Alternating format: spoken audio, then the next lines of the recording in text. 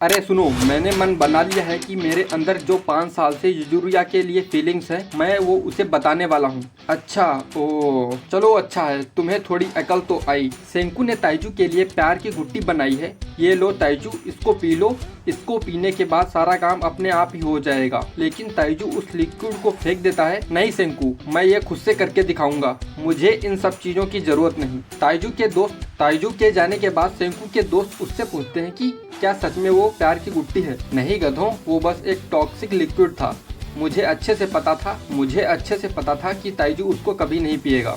युजुरिया garden में एक पेड़ के पास थी। तभी ताइजू उसके पास आता है और वो बोलने वाला ही था, तभी सेंकू के दोस्त खिड़की से शर्त लगाते हैं। 100 की शर्त, वो पक्का उसे रिजेक्ट करेगी। 500 की शर्त, वो पक्का उसे थप्पड़ मारेगी।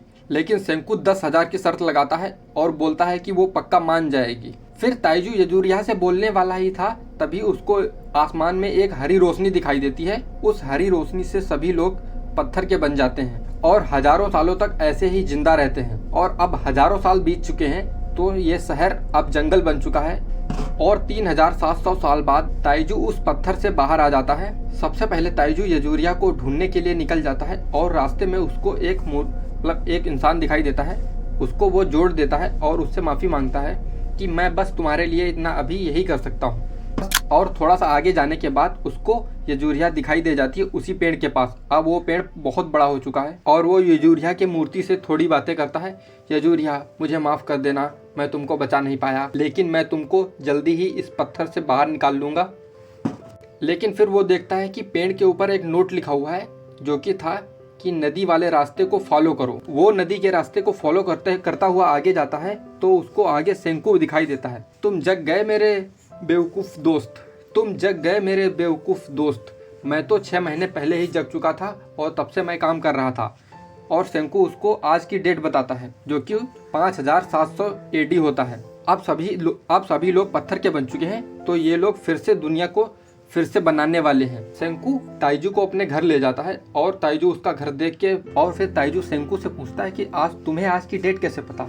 तो वो बोलता है कि मैं एक सेकंड गिन रहा था। ताइजू बहुत ताकतवर होता है, तो इसलिए सारे ताकत वाले काम ताइजू करता है और सेंकू दिमाग से बहुत तेज होता है, तो वो सारे दिमाग वाले काम सेंकू करता है। और अब ताइजू खाना ढूंढने के लिए जंगल में जा रहा है। ताइजू वहाँ पर एक अंगूर का पेड़ देखता है। वो सोचता है कि ये खाने लायक हैं या नहीं। फिर वो खा के ही देख लेता है कि वो खाने लायक हैं भी या नहीं। वो खाने में अच्छे लग रहे थे, इसलिए उसने एक टोकरी अंगूर तोड़ लिए और अब वो फिर से वहीं आ चुका है जहाँ सेंकू ने वो घर बनाया है। सेंकू उसको अपनी लैब दिखाता है और बताता है कि मैं 6 महीने से ट्राई कर रहा हूँ कि इन पत्थरों को कैसे तोड़ के फिर से नॉर्मल इंसान बनाया, नहीं हो पाया है। ताइजू फिर से जंगल में जाता है और उसको वहाँ पर एक गुफा दिखाई के अंदर एक बर्तन रखा हुआ था, जिसमें धीरे धीरे एक लिक्विड टपक रहा था। उसको लगता है कि उसके अलावा भी इस दुनिया में और भी लोग हैं, तो वो चिल्लाने लगता है। तभी पीछे से सेंकू बोलता है कि वो बर्तन मैंने रखा है। वो बर्तन में जो लिक्विड था वो नाइट्रिक एसिड था। सेंकू ऐसे ही नेचुरल जगहों से केमिकल्स को इकट्ठा करता है और एक्सपेरिमेंट करता है इंसानों को जगाने के लिए। अब सेंकू को नाइट्रिक एसिड में मिलाने के लिए अल्कोहल चाहिए। अब अल्कोहल बनाने के लिए वो जो ताइजू जंगल से अंगूर तोड़ के लाया था, वो लोग उससे उसकी वाइन बनाने लगते हैं। सेंकू तो हाथों से ही अंगूरों को मसल रहा था धीरे धीरे, लेकिन ताइजू एक साथ ही सारे अंगूरों को मसल देता है पैरों से बहुत जल्दी। अब उन अंगूरों को मसल के वो लोग रख देते हैं फर्मेंटेशन के लिए। अब थोड़े दिनों के बाद वो वाइन पी के देखते हैं कि, तो वो बोलते हैं कि अब हमें अल्कोहल की कंसंट्रेशन को बढ़ाना होगा, जिसके लिए हम उसको गर्म करेंगे। तो गर्म करने के लिए एक मिट्टी का बर्तन जैसा कुछ बनाते हैं, जो कि आग पे रखते हैं। थोड़ी देर बाद ही वो फूट जाता है और ये लोग इन लोगों के ऊपर पूरी वाइन फैल जाती है। लेकिन फिर से वो वही करते हैं, फिर से बनाते हैं। लेकिन वो उस बर्तन को फिर से बनाते हैं और फिर से गर्म करने के लिए रख देते हैं। बहुत दिनों की दिन रात की मेहनत के बाद अच्छी वाइन बाहर आती है। अब इनके पास अल्कोहल भी आ चुका है। अल्कोहल और नाइट्रिक एसिड मिलाने के बाद एक लिक्विड बनता है, जो कि उन पत्थरों पे डालने से वो लोग फिर से जग जाते हैं। ये एक्सपेरिमेंट पहले एक पक्षी पर करते हैं। वो पक्षी पत्थर से फिर से पक्षी बन जाता है और अब ये लिक्विड जिसके ऊपर भी डाला जाएगा वो फिर से इंसान बन जाएगा नॉर्मल।